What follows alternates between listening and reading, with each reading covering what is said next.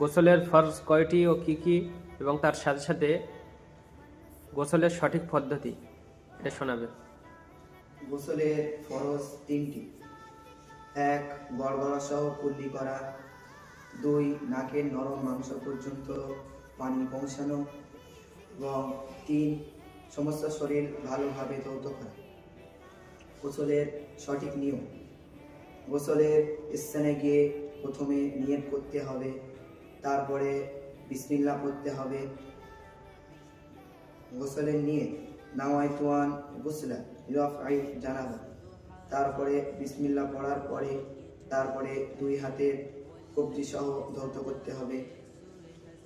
তারপরে যেখানে যেখানে নাপাকি লেগে থাকবে সেসব জায়গাগুলো ভালোভাবে ধুয়ে পরিষ্কার করতে হবে, এবং তার সাথে সাথে মলদ্বার এবং মূত্রদ্বার ভালোভাবে পরিষ্কার করতে হবে।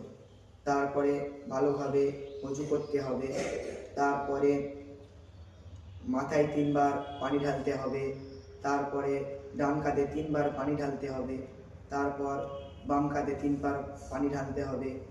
তারপরে গোসলের স্থানে যদি পানি জমে থাকে তাহলে ওযুর সময় পা ধোয়া বাদ রাখতে হবে এবং শেষে ভালোভাবে পা ধুয়ে চলে আসতে হবে।